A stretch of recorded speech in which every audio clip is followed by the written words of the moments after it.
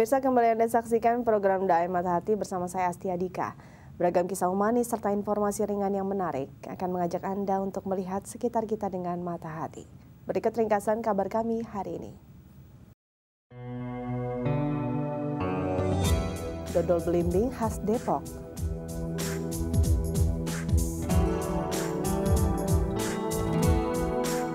Tradisi ribuan tahun masyarakat Sumba. Rasa belimbing yang manis ternyata tak hanya bisa dinikmati sebagai buah segar. Ya, di tangan Nita, belimbing bisa dikreasikan menjadi penganan seperti dodol belimbing yang kini menjadi oleh-oleh khas Depok.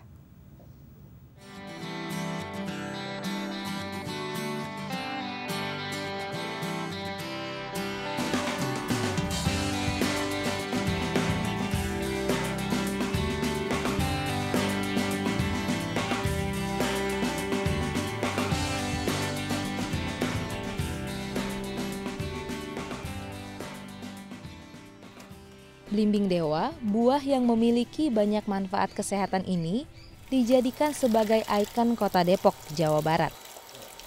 Selain enak dimakan, siapa sangka di tangan Lejartri Ayunita, belimbing bisa dijadikan panganan olahan seperti dodol belimbing.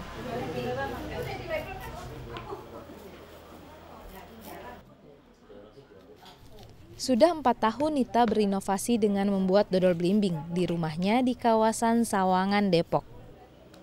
Berlimpahnya buah belimbing hingga terbuang sia-sia menjadi awal mula Nita mendapatkan ide untuk membuat dodol berbahan dasar belimbing. Intinya awal pertama saya pindah ke sini melihat kayak jambu belimbing itu berlimpah, sementara nggak ada penanganannya gitu sampai kebuang-buang. Yang lihatnya tuh sayang banget gitu. Terus jadi timbul ini enaknya diapain ya gitu. Sebetulnya kalau dari background pendidikan ini mungkin nggak nyambung, ya nyambung ada sih ya hitung-hitungan. Sebenarnya backgroundnya dari matematika MIPA Undip. Dulu awalnya saya geraknya seringnya dalam dunia pendidikan. Bikin TK pernah, terus LBB ngajar, les privat gitu-gitu. Terus kayaknya ada jenuhnya juga gitu, ngajar terus terikat waktu, kayaknya beban gitu. Terus pindah ke sini ngelihat tadi yang ada hasil sumber daya alam berlimpah belum termanfaatkan, akhirnya timbul ide seperti ini.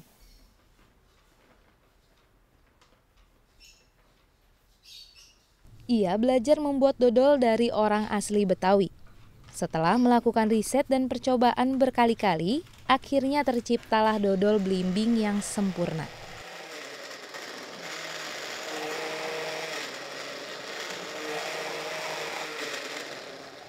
Riset, Mbak. Jadi berulang-ulang. Jadi sebelum hasil terakhir itu kita udah mencoba berapa kali gitu. Tadinya mungkin ada tepung ketannya, tepung berasnya, perbandingannya berapa ini. Jadi diulang-ulang terakhir sampai hasil yang terakhir ini. Kayaknya yang peralatannya tidak terlalu susah. Jadi yang ada di dapur bisa dimanfaatkan. Terus kayaknya juga bisa direka-reka gitu caranya, lebih gampang.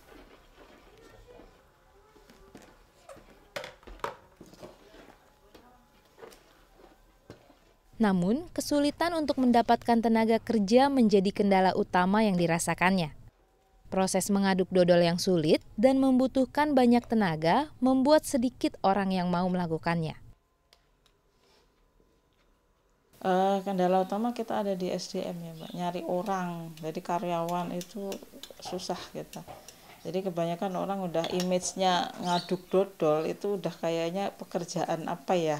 Jadi orang udah meng-underestimate-kan pekerjaan itu. Padahal sebetulnya kita enjoy mengerjakannya. Jadi kita pakai teflon, terus nggak harus. Jadi bayangan orang mungkin ngaduk dodol tuh yang pakai tungku gede gitu, terus berapa orang nggak pakai baju keringetan gitu. Kita enggak, kita sambil nonton TV bisa malam-malam gitu, sambil duduk gitu. Nyantai sebetulnya. Nah, itu orang yang mencari karyawan seperti itu susah. Terus untuk bungkus sendiri juga jarang orang yang telaten gitu ya, kan bungkusnya kita kecil-kecil gitu, butuh kesabaran, emang itu jarang orang yang telaten mengerjakan itu.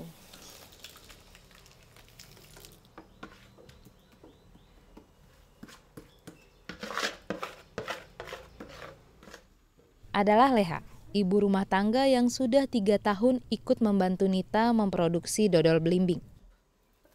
Dengan bekerja membuat dodol belimbing, Leha bisa mendapatkan tambahan uang saku untuk membantu memenuhi kebutuhan keluarganya.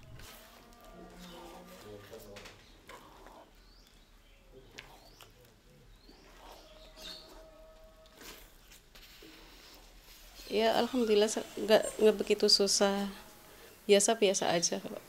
Mbak Leha sehari-hari kerjaannya apa selain bikin dodol belimbing? Ibu rumah tangga. Ibu rumah tangga. Jadi sebagai sampingan doang.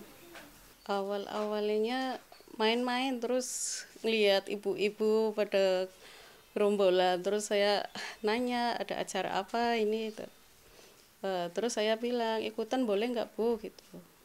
Terus jadi kebiasaan. Jadi kecepatan ininya.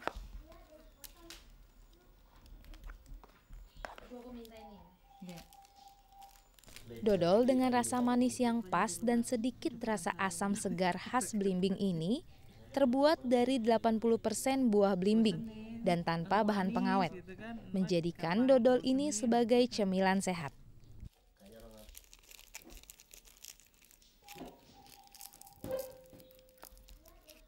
Kebanyakan ngomongnya lain ya, dodolnya kita nggak manis banget, tadi nggak ngilu, terus buahnya kerasa, jadi buah banget gitu.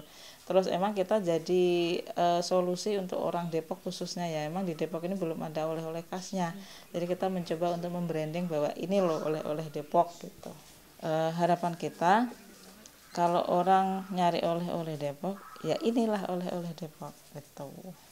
Terus lebih jauh lagi, usaha ini bisa manfaat banyak masyarakat, khususnya masyarakat sekitar gitu, jadi bisa menyerap tenaga kerja yang banyak gitu.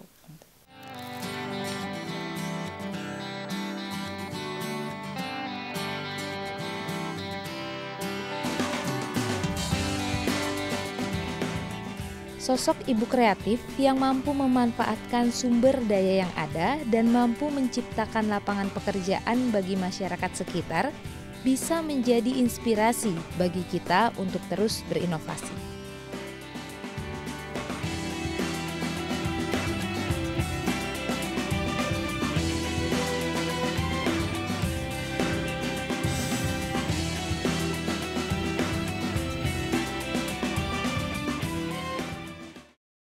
Kekayaan budaya Indonesia telah mengakar serta tumbuh sejak ratusan bahkan ribuan tahun lalu. Salah satunya adalah tradisi masyarakat Pulau Sumba. Mereka masih menjaga tradisi mereka untuk menghargai alam serta nenek moyang dalam bentuk kubur batu. Pulau Sumba, salah satu dari ribuan pulau di Indonesia yang memiliki pesona keindahan alam yang luar biasa, serta adat istiadat atau kebudayaan yang masih terjaga sejak berabad-abad silam.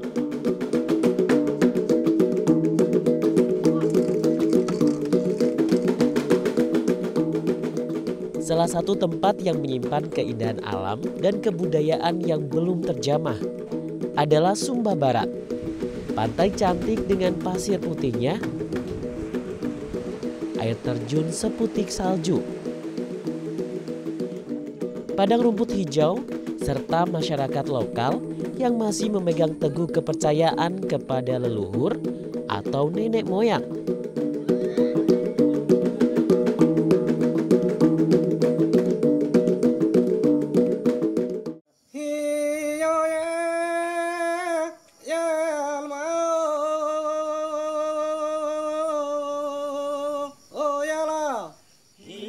Bila Anda mengunjungi Sumba Barat, jangan heran Anda akan menemui banyak batu-batu besar bertumpuk, berumur ratusan bahkan ribuan tahun. Berada di pinggir jalan, depan rumah, atau kebun warga. Ya, batu-batu bertumpuk tersebut dikenal dengan nama batu kubur, yaitu tempat bersemayamnya orang yang sudah tiada. Oleh karena itu, Sumba Barat dikenal sebagai The Living Megalithic Culture atau tempat tinggal peradaban megalitik.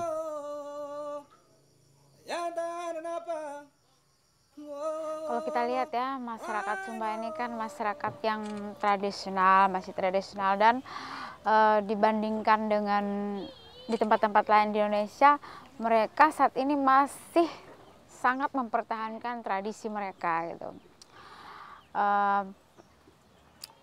Tradisi kalau di Sumba sini ini kan kebanyakannya megalitik ya, tradisi megalitik. Jadi malah ada ungkapan yang mengatakan bahwa Sumba ini the living megalithic culture.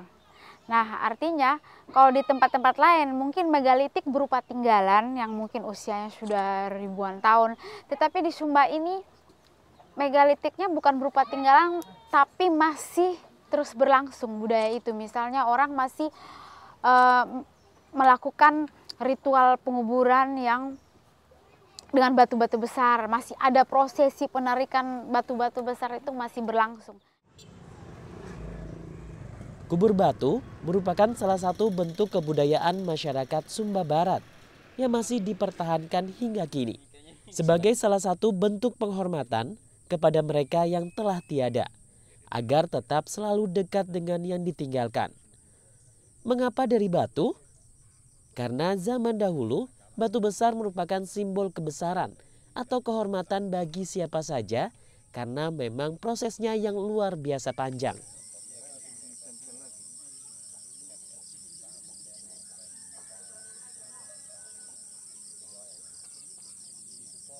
Selain tradisi kubur batu, kedekatan masyarakat Sumba Barat akan alam masih terus terjaga. Bagaimana mereka menghargai alam dan berterima kasih kepada alam. Semuanya terlihat dari cara masyarakat Sumba bertani, memanen dan menjualnya.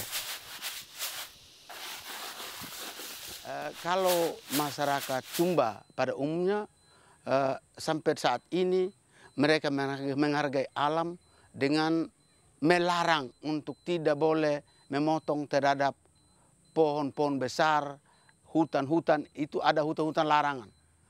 Karena mereka percaya bahkan pohon-pohon besar itu, di bawah pohon besar itu ada suatu kekuatan. Sehingga manakala kalau pohon itu ditebang, mereka begitu menyesal. Itu salah satu contoh bahwa mereka betul dekat dengan alam. Sehingga menebang pohon besar pun juga itu penuh risiko. Kalau terpaksa karena kebutuhan pohon itu ditebang, itu mereka harus mohon izin. Ada ritual adat, pohon akan ini bawaan ayam atau pukul anjing atau tikam babi supaya minta izin sehingga pohon itu bisa dipotong. Tapi kalau sampai tidak ada izinan, mereka juga tidak berani potong. Itu. Jadi mereka sangat menghargai alam. Demikian juga batu-batuan, kali, mata air, mereka tetap menjaga dia punya kelestarian dan tidak mau merusak.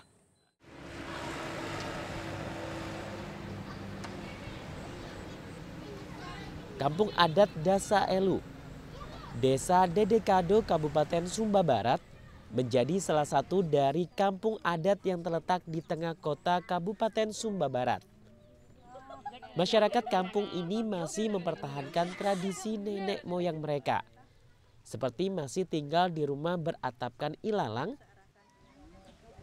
melakukan tradisi kubur batu, atau tradisi adat lainnya yang diajarkan oleh leluhur mereka.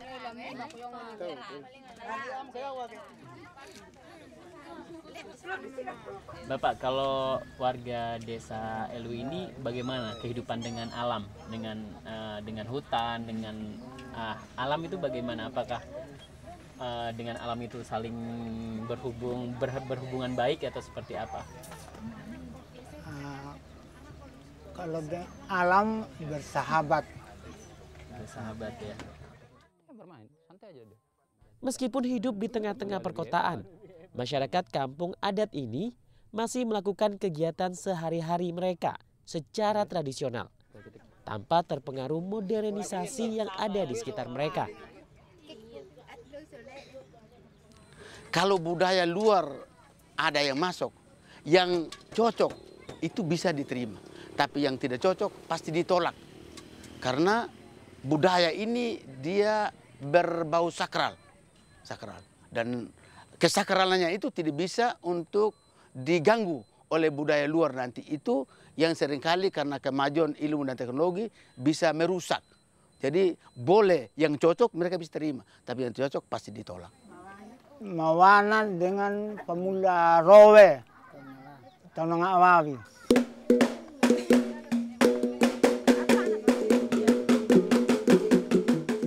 Harmonisasi dengan alam merupakan sebagian dari tradisi masyarakat Sumba. Mereka percaya apa yang telah diajarkan dan diwariskan oleh leluhur mereka sejak ribuan tahun lalu harus dijaga demi kelangsungan anak cucu mereka.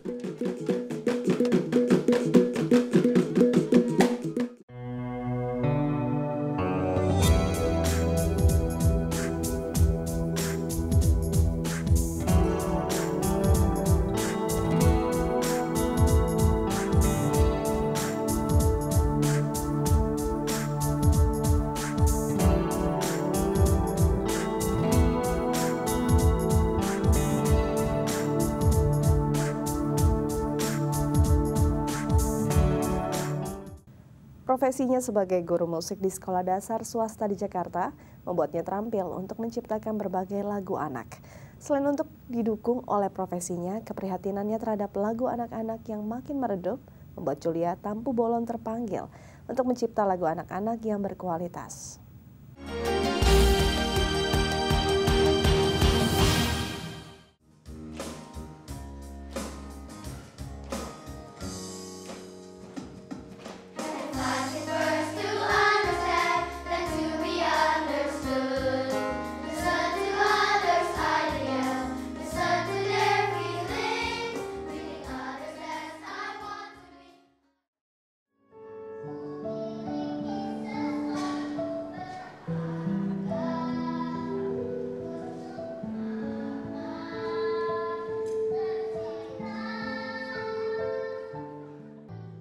Era lagu anak-anak di Indonesia tampaknya semakin menjauh. Kini, anak-anak lebih fasih menyanyikan lagu-lagu dewasa populer yang belum tentu sesuai dengan usia mereka. Padahal, lagu bisa menjadi media edukasi yang menyenangkan untuk anak-anak. Rasa prihatin atas kondisi inilah yang membuat Julia Tampu Bolon, seorang guru musik di PSKD Mandiri Menteng, menciptakan karya musik yang ditujukan bagi anak-anak.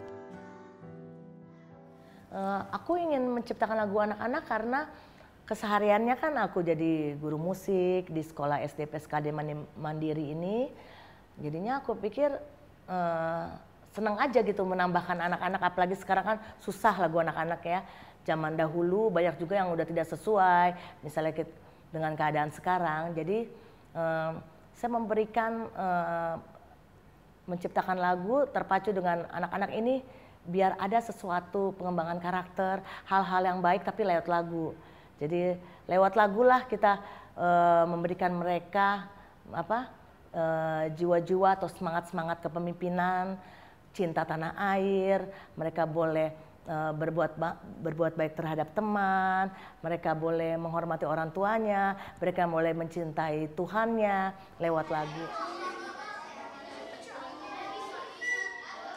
Menurut Julia, generasi penerus yang akan menjadi pemimpin bangsa ini harus diisi dengan nilai-nilai nasionalisme sebagai bekal pembentukan mental dan karakternya. Pemikiran ibu dua anak ini lantas dituangkan dalam karya-karyanya yang syarat dengan pesan-pesan kebangsaan. Aku menciptakan lagu beberapa yang bahasa Indonesia. Saya menciptakan lagu judulnya Aku Bermain Musik.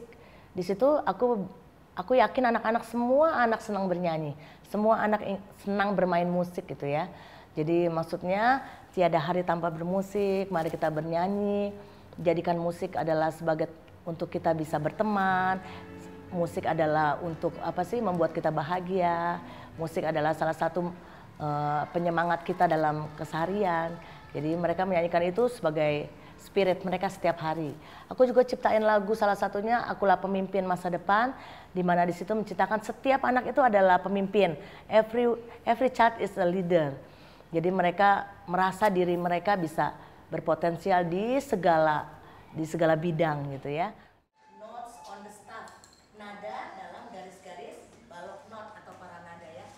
Bagi perempuan lulusan pendidikan seni musik Universitas Negeri Jakarta ini, inspirasi bisa datang dari mana saja, terutama dari pengamatan dan kebiasaan sehari-hari anak didiknya.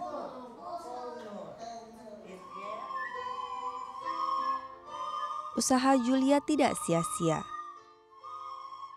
Salah satu lagu ciptaannya yang berjudul Bahasaku Bahasa Indonesia berhasil meraih juara 1 Ajang Cipta Lagu Anak 2011.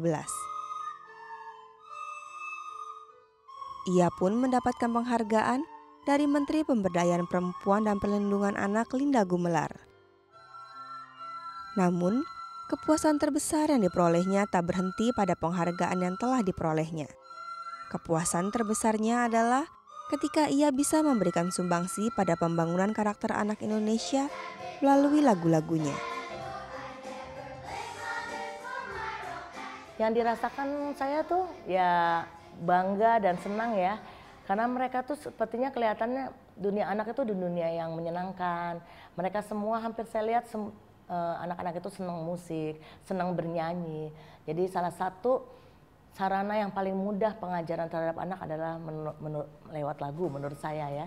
Jadi mereka kadang minta kepada saya gitu kalau saya tidak ngasih lagu baru gitu ya. Dia nagih, kita sekarang nyanyi lagu baru apa lagi gitu. Jadi mereka juga haus akan lagu-lagu anak-anak gitu kan. Di mana lagi mereka bisa menikmati lagu anak, kan susah sekarang gitu kan.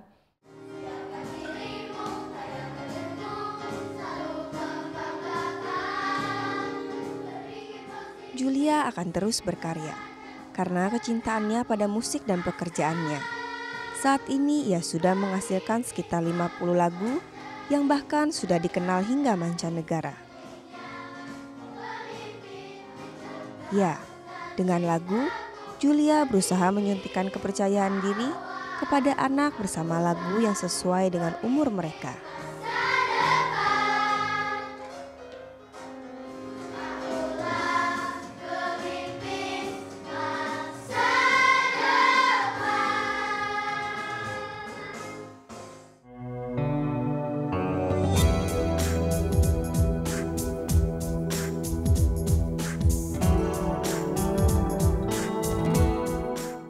Tidak terasa 24 menit sudah kami menemani Anda. Semoga kisah-kisah tadi bisa menginspirasi Anda untuk berbuat sesuatu bagi sesama. Jangan lupa untuk selalu menyaksikan program Daai Mata Hati dari Senin sampai Jumat di waktu yang sama dan temukan kisah-kisah menarik lainnya. Pemirsa, jika Anda mempunyai kritik atau saran, silakan email di alamat berikut ini. Sekian perjumpaan kita, lihat sekitar kita dengan mata hati. Sampai jumpa dan selamat berakhir pekan.